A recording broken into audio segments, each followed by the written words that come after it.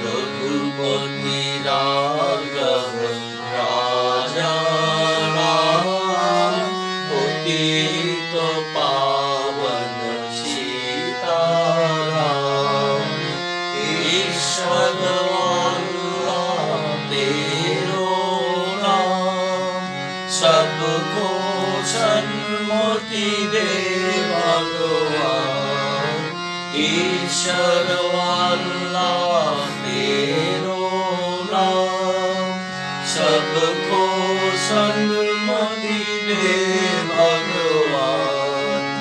रघुपति राघव राजा राम, पतित पावन सीताराम। রামধনু ভজন, এই ভজন জাতির পিতার তার বাঁচার পথে রসদ ছিল। তিনি সব সময় তার আশ্রমে, তার চলার পথে, তার সত্যাগ্রহে তিনি এই ভজনটি করেছেন। এবং এই ভজনটা দেখবেন এখানে সীতামাইয়া আর রামচন্দ্রকে সমান গুরুত্ব দেওয়া হয়েছে। কিন্তু আমাদের মহাকাব্যে উপেক্ষিতা সীতা লাঞ্ছনায় পাতাল প্রবেশ করেছিলেন। আজকের ভারতবর্ষে সীতামাইয়ার নাম কিন্তু কোনো জায়গাতে নেই। সীতামাইয়াকে ভুলে যাওয়ানোর একটা চেষ্টা হচ্ছে। এই গানটার মধ্যে সীতামায়ের কথা আছে, আর এই গানের মধ্যে ঈশ্বর আল্লাহ একাত্মতার কথা বলা আছে এবং সবাইকে সুমতি দেওয়ার কথা বলা আছে।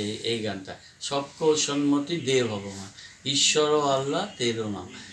এই যে একটা কম্বিনেশন, একটা সঙ্গবদ্ধতা, ঈশ্বর আর আল্লাহকে নিয়েই জগৎ সংসার একাত্মতা, এইটা জাতির জনক এই ভজনের মাধ্যমে করেছেন। এইটা আজকের দিনে এতটাই প্রাসঙ্গিক। সকাল থেকে উঠে এই তীব্র শীতকে উপেক্ষা করে আমার সাথে হারমোনিয়াম বাজাচ্ছে, এই গানটাই করছিলাম। রঘুপতি রাঘব রাজা রাম, পতিত পাবন सीताराम।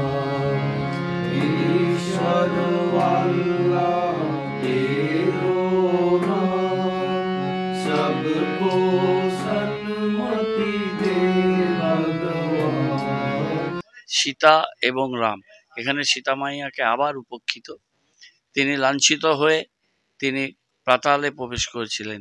এই ভারতবর্ষে সীতামায়ের কোনো জায়গা নেই, এটা সবচেয়ে দুঃখের বিষয়। আর ঈশ্বর আর আল্লাহকে এক করে দেখানো হয়েছে এবং সবার যাতে সুমতি হয় সে কথা এই ভজনের মধ্যে বলা হয়েছে।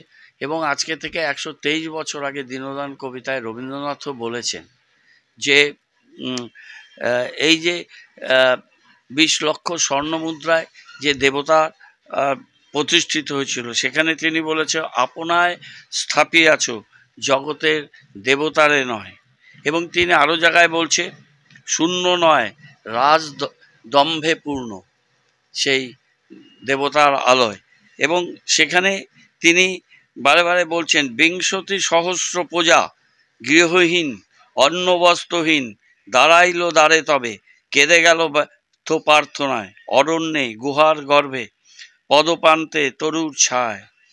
অশ্বত্থ বিদীর্ণ জীর্ণ মন্দির প্রাঙ্গণে সে বৎসর 20 লক্ষ মুদ্রা দিয়া রচিতব স্বর্ণদীপ্ত ঘর দেবতারে সমর্পিলে। এবং এর সাথে তিনি বলছে যে শূন্য নয় রাজধর্ম রাজদম্ভে পূর্ণ, সাধু কয়ে আপনায় স্থাপিয়াছ জগতের দেবতায় নয়। এটা রবীন্দ্রনাথ ঠাকুর বলে গেছেন যে রাজা রাজদম্ভে 20 লক্ষ স্বর্ণমুদ্রা দিয়ে যে মন্দির করেছে সেই মন্দির রাজদম্ভে পূর্ণ, সেখানে তিনি আপনায় স্থাপিয়াছে জগতের দেবতায় নয়।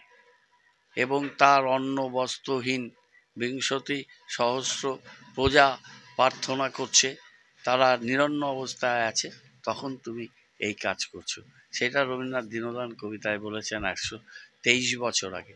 আজকের দিনে সেটা সমানভাবে প্রাসঙ্গিক। কবির, বিশ্বকবির সেই কবিতা পড়ছি আর ভজন করে এখন নিজের কাজে যাব।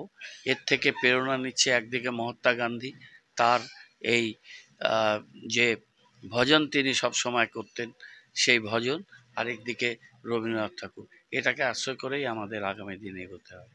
আমি আমার মতো করে করছি, যেটা যদি একজন মানুষের কাছেও যায় এটা আমার কাছে অনেক বড় ব্যাপার।